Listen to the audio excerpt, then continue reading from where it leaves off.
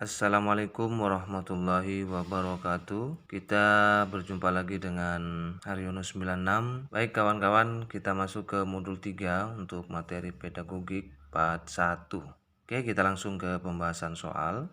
STEM adalah singkatan dari A. Science, Technology, Engineering, Art, Manipulation. B. Science, Technology, Engineering, Art, Mathematics. C. Science, Technology, Engineering, Art, Manipulation. D. Science, Technology, Engineering, Art, Mathematics. Coba dijawab dulu kawan-kawan. Jawabannya B. Science, Technology, Engineering, Art, Mathematics. Oke, next. Teknik adalah ilmu yang mencakup A. Desain sistem peralatan dan mesin. B. Pola-pola sistemik pada organisme. C. Inovasi observasi lingkungan. D. Bahasa-bahasa alam dan teknologi. Coba dijawab dulu teman-teman. Jawabannya A. Desain sistem peralatan dan mesin. Oke, next. Pendekatan pembelajaran STEM yang mengajarkan pelajaran matematika dan IPA secara terpisah dalam waktu yang berbeda dikenal sebagai pendekatan A. Silo, B. Embedded, C. Integrated, D. Silo Integrated.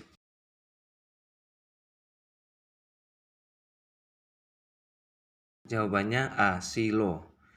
Oke, next. Pendekatan terbaik untuk menerapkan pembelajaran STEM pada siswa sekolah dasar adalah A. Silo, B. Embedded, C. Integrated, D. Silo Embedded.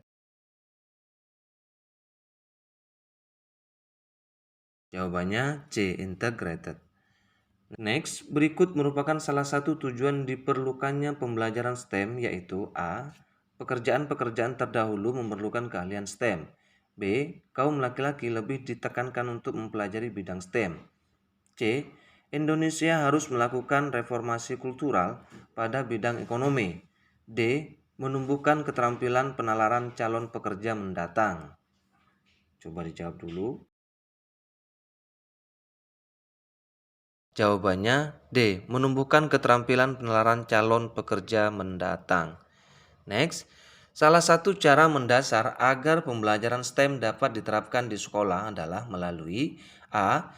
Keterlibatan pengusaha, B. Dukungan orang tua, C. Perencanaan pembangunan, D. Perencanaan pembelajaran. Jawabannya D. Perencanaan pembelajaran. Berikut ini merupakan contoh prinsip pembelajaran STEM yang berupa prinsip keaktifan, yaitu A. Peserta didik diperlihatkan contoh dan non-contoh. B. Peserta didik diminta berpikir secara induktif. C. Peserta didik disadarkan untuk bermotivasi. D. Peserta didik diberikan penghargaan dan medali.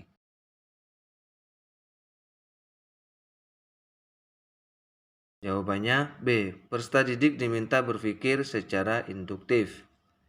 Next, apa suasana dan norma yang dominan berlaku dalam pembelajaran STEM yang dilakukan dengan model problem basic learning dan project based learning?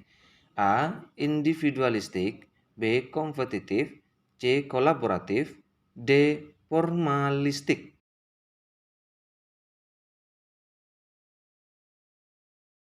Jawabannya C. Kolaboratif.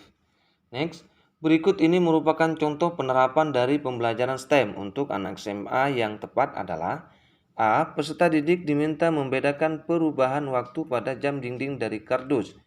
B. Peserta didik diminta membuat proyek identifikasi bentuk geometri melalui alam yang dikunjungi. C. Peserta didik diminta merangkai puzzle dalam penentuan luas dan keliling benda di kelas.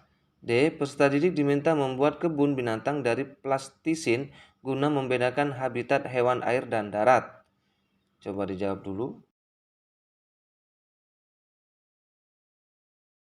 Jawabannya B. Peserta didik diminta membuat proyek identifikasi bentuk geometri melalui alam yang dikunjungi. Oke, next. Di bawah ini yang merupakan salah satu tantangan pembelajaran STEM yang perlu diatasi, yaitu A. Standar pelajaran jelas tertulis di kurikulum nasional Indonesia. B. Beragamnya kompetisi abad 21 yang perlu dicapai. C. Bidang teknik dan teknologi lebih disukai oleh perempuan. D. Dianggap terlambat saat STEM diterapkan di sekolah menengah atas. Jawabannya D. Dianggap terlambat saat STEM diterapkan di sekolah menengah atas. Oke, next. Neuroscience merupakan ilmu yang mempelajari sistem saraf otak manusia dan seluruh fungsinya, misalnya pikiran, dengan menggunakan pendekatan A. Monodisiplin, B. Interdisiplin, C. Multidisiplin, D. Cross-disiplin. Jawabannya C. Multidisiplin. Next. Bagi neuroscience, pembelajaran dianggap berhasil mengoptimalkan potensi otak ketika A. Seluruh neuron dalam otak dapat saling terhubung satu dengan lainnya. B. Sebuah akson pada suatu neuron terhubung dengan dendrit neuron lainnya. C. Neuron-neuron yang jarang digunakan menghilang dari saraf otak. D. Mampu menyalakan banyak kelompok-kelompok neuron secara bersama-sama. Jawabannya D. Mampu menyalakan banyak kelompok-kelompok neuron secara bersama-sama. Oke, next. Emosi positif sangat berpengaruh terhadap keberhasilan belajar peserta didik. Daerah otak yang berfungsi sebagai pusat pengendalian emosi adalah A. Batang otak, B. Sistem limbik, C. Korteks, D. Cerebellum. Jawabannya B. Sistem limbik. Oke, next. Semakin tebal lapisan mielin menyelimuti akson, akan semakin cepat akson memanggil kembali informasi yang tersimpan di dalam memori. Penebalan mielin pada akson akan terjadi ketika seseorang A. Sering menggunakan informasi yang pernah dipelajari, B. Mempelajari banyak informasi dengan menyenangkan, C. Mempelajari informasi dengan daya konsentrasi yang tinggi, D. Mempelajari informasi dengan didukung nutrisi yang baik. Jawabannya A. Sering menggunakan informasi yang pernah dipelajari. Next. Pembelajaran akan optimal bagi otak dalam menyerap dan mengolah informasi ketika guru setiap 90 menit memberikan kesempatan pada peserta didik untuk melakukan gerakan peregangan otot dan relaksasi.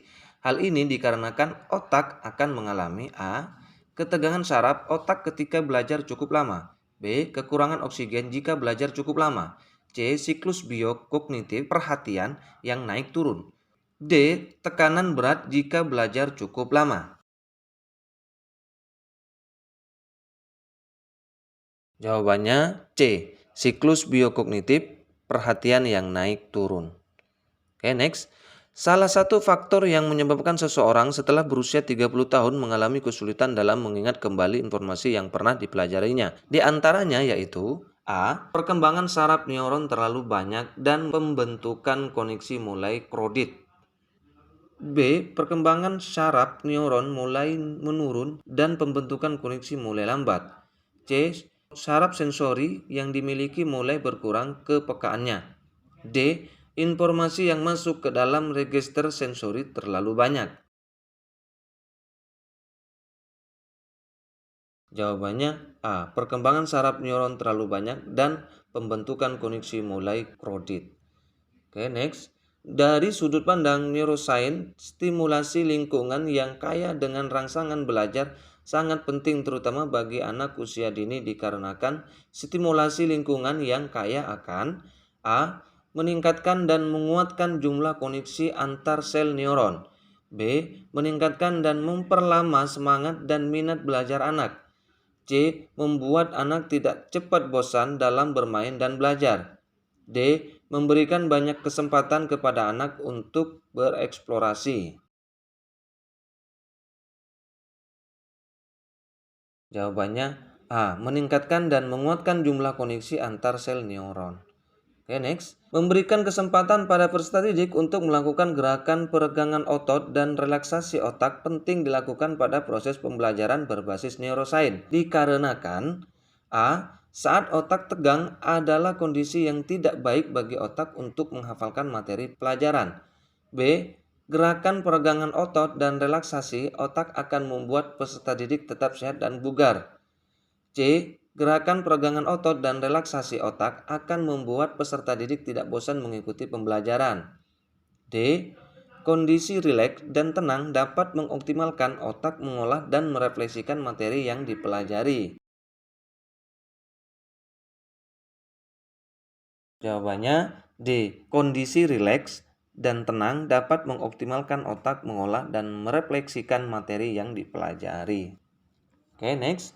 Menurut Jensen 2008, pembelajaran berbasis neurosains dapat dilakukan beberapa tahap, yaitu A. Persiapan, akuisisi, formasi memori, elaborasi, dan integrasi fungsional. B. Persiapan, akuisisi, formasi, memori, elaborasi, dan perayaan kelas. C. Persiapan, akuisisi, elaborasi, formasi, memori, dan integrasi fungsional. D. Persiapan, akuisisi, elaborasi, formasi, memori, dan perayaan kelas. Jawabannya C. Persiapan, akuisisi, elaborasi, formasi, memori, dan integrasi fungsional. Oke, next. Di dalam suatu pembelajaran diketahui sebagian besar peserta didik susah berkonsentrasi mengikuti kegiatan pembelajaran, sehingga pada akhir pembelajaran mereka tidak mampu menguasai materi pembelajaran dengan baik. Hal ini dapat terjadi karena A. Peserta didik terlalu banyak memakan makanan. B. Hemoglobin dalam darah peserta didik rendah. C. Cahaya lampu dalam ruang kelas kurang terang. D. Peserta didik kurang banyak meminum air putih. Jawabannya B. Hemoglobin dalam darah peserta didik rendah. Baik kawan-kawan, sekian dan terima kasih. Jangan lupa like, comment, share, dan subscribe. Karena subscribe itu gratis, maka jangan ragu-ragu untuk membantu subscribe ya. Saya doakan semoga kawan-kawan semua bisa lulus dengan nilai yang bagus. Kita jumpa lagi di part-part berikutnya. Wassalamualaikum warahmatullahi wabarakatuh.